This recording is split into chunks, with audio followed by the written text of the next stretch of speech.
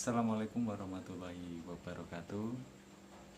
Rahayu, rahayu, kagem panjenengan semua, sadulur, sahabat Nuswantara Jawa. Pada kesempatan hari ini saya akan coba membahas sedikit perihal tentang nafsu. Salah satu hal yang sangat sering kita jumpai, bahkan kita rasakan, sesuatu hal yang melekat sejak dari kita tumbuh, berkembang, kita lahir di jagat raya, jagat semesta ini. Sesuatu hal yang sifatnya bisa membuat kita tumbuh menjadi pribadi yang lebih baik atau menjadi pribadi yang lebih tidak terarah. Saya menyebutnya seperti itu saja ya, bukan tidak baik ya. Karena nafsu juga itu kodratullah dari sang pencipta. Nah, nafsu sendiri itu dalam perspektif orang Jawa ya, sepengetahuan saya itu ada 3. Saya kategorikan 3. Apa saja? Yang pertama itu ada nafsu angkara. Nafsu angkara ini nafsu dorongan untuk menjadi seseorang yang ingin diakui, ingin menguasai. Nah, itu angkara. Angkara itu nafsu angkara. Yang kedua itu ada nafsu supa. Nafsu supa itu dalam tradisi orang Jawa itu nafsu yang menyerupai hewan atau binatang ya. Nah, kita bisa lihat hewan atau binatang sendiri itu mempunyai nafsu yang dominan dalam segi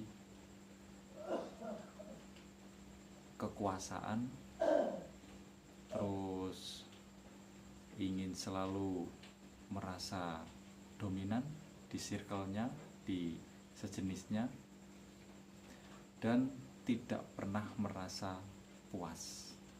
Tuh. Dan yang ketiga, nafsu kawicaksanan atau kebajikan atau kebaikan. Apakah itu semua buruk? Enggak. Saya bilang enggak. Karena semua itu tergantung kita sebagai sang kontrol atau sebagai pancer. Kita menyikapinya seperti apa. Lalu kenapa sih?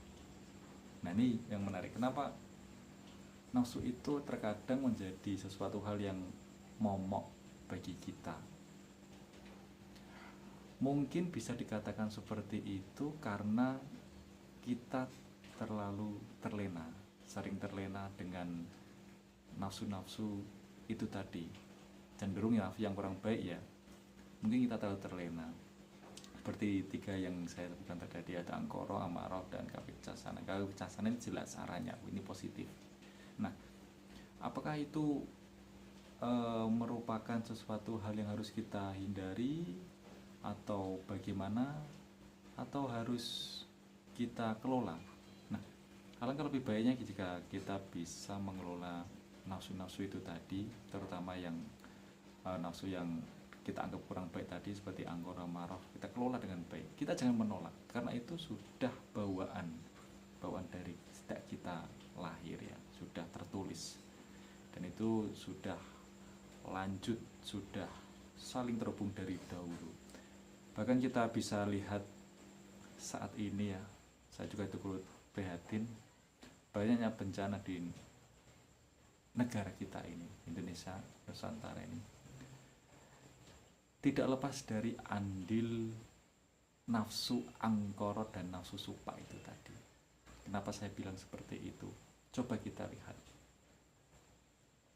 jagat alam semesta ini yang sudah memiliki keseimbangannya, mulai dari tatanan alamnya, bagaimana siklus perputarannya harusnya seperti apa, itu kan semua sudah ada tatanannya. Nah, kita sebagai pendatang seharusnya kan, manusia ini seperti kita sendiri, saya sendiri juga, ini kan sebagai pendatang. Kita hanya sementara hidup di alam jagat raya ini kan.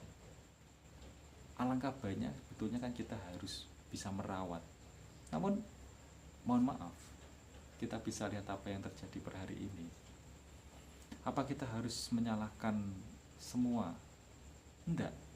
Tidak semua mempunyai sifat-sifat angkara atau supak itu tadi. Masih banyak orang yang memiliki sifat kawicaksanaan, welas asih, itu masih banyak. Cuma mereka lebih apa namanya, lebih tertutupi dari yang sifat-sifat ini tadi, karena kebanyakan manusia sendiri itu cenderung lebih banyak ya, saya mengamati hari-hari ini, maksud saya, dan tentunya masih banyak yang baik. Saya berharap juga kita semua ini bisa belajar lah, kita semua bisa mawas diri dari segala sesuatu yang telah terjadi per hari ini. Kita bisa lihat mulai dari hutan, mulai dari pohon yang ditebang. Mereka juga hidup, mereka juga makhluk, mereka juga mempunyai siklus tatanannya sendiri, dan mereka menjadi penyangga dari kehidupan kita. Namun apa? Dari segelintir orang-orang yang ingin mempertebal, memperkaya, atau bahasanya menguasai, ini menjadikan bencana bagi orang-orang yang tidak ikut andil di dalamnya. Nah, ini sangat ironis. Maka dari itu, mari sedulur-sedulur semua, sahabat, kita refleksi lagi ke dalam tubuh kita. Kita baca lagi tubuh kita. Karena kalau kita memikirkan sesuatu hal yang di luar kepala kita kan. Di era sekarang ini, era digitalisasi, eranya sosmed, keterbukaan informasi yang sedemikian rupa. Ini menjadi problem kalau kita tidak bisa hati-hati kan. Begitu banyak informasi berseliweran, kita mau apa semua dapat. Bahkan saking mudahnya, kadang-kadang kita tidak menggunakan perasaan, kita hanya menggunakan akal kita, akan menjawab pikiran kita tanpa menggunakan rasa kita. Nah, dari situ ini sudah menjadi sumber pemantik nafsu angkara, nafsu supak itu tadi. Jikalau kita sudah meninggalkan feeling, perasaan, kedalaman tubuh kita, maka siap-siaplah kita lihat per hari ini. Peradaban kita sepertinya peradaban maju, tapi secara fakta kita mundur. Leluhur kita dahulu, simbah-simbah kita dahulu ya, itu mengajarkan kita tentang mencintai alam, welas asih. Bahkan kalau di Jawa sendiri itu masih banyak simbolik, mulai dari kenduren, namanya, kalau mungkin di tempat-tempat panjenengan semua masih ada sodako bumi. Itu adalah wujud representasi dari hubungan antara makhluk dan alam semesta ini, bahwa kita saling menghargai, saling menghormati, saling menjaga. Seperti halnya dalam tubuh kita, kalau kita tidak bisa melihat tubuh kita lebih dalam, piranti-piranti dalam tubuh kita, seperti kita diberi nafas, kita diberi hidup ini, maka kita akan terjebak. Nah, nafsu sendiri itu sebetulnya baik, karena dari akar nafs itu ada hidup, dorongan untuk hidup. Tanpa nafsu juga kita tidak akan hidup. Kita boleh harus jujur mengatakan itu. Namun yang terpenting adalah soal pengelolaan.